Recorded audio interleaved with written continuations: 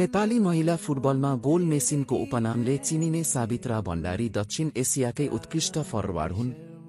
जस्तोसुकै कठिन अवस्थामा पनि खेललाई बदल्न सक्ने क्षमता भएको साबित्रा नेपाली टोलीको अग्रभागमा रहेर सधैँ स्कोर बटुल्न सक्षम रहेकी खेलाडी हुन्। लमजुङ जिल्लाको सिन्पानी भन्ने गाउँमा बि.स. 2054 जेठ 13 गते बुबा फम बहादुर भण्डारी र आमा मुना भण्डारीको कोखबाट जन्म लिएकी साबित्रा पनि बाल्यावस्थामा अन्य महिलाहरूको जस्तै दैनिकी बित्ने गर्दथ्यो। फुर्सदमा कपडाको फुटबल बनाएर खेल्ने साबित्राको दशैताका गाउँमा हुने खसी तथा भाले कप फुटबल प्रतियोगिताहरूले उनमा फुटबलप्रतिको आकर्षण तथा रुचिमा भर्याङको काम गरेको थियो। तर साबित्राको फुटबल खेल्ने रहरलाई महिला हुनुले भने रोक्न सकेको थिएन। उनी गाउँकै ठूला दाइहरूको टिममा मिसिएर खेल्ने गर्दथिन्। त्यसपछि पनि उनलाई फुटबलमा लाग्न थप हौसला मिलेको थियो र दशैँबाहेक पनि उनी दाइहरूसँगै फुटबल खेलहरू खेल्न थालिन्।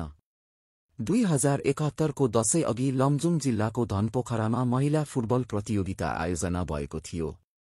उक्त प्रतियोगितामा साबित्राले पनि सहभागिता जनाएकी थिइन् र उनको टिमले उक्त प्रतियोगिताको उपाधि जित्न सफल पनि भयो। त्यसपछि उनी एपिएफ सेलेक्सनमा परिन् र छानिइन् पनि अनि काठमाडौँ प्रशिक्षणका लागि आइन्। त्यसपछि साबित्राले फुटबलमा पछाडि फर्केर हेर्नु परेको छैन। उनी हालसम्म लगातार सफल हुँदै आइरहेकी छिन्। सन् 2014मा पाकिस्तानमा सम्पन्न साफ महिला च्याम्पियनसिपदेखि राष्ट्रिय टिममा परेकी साबित्रालाई समर्थकहरू नेपालको गोल मेसिन पनि भन्छन्।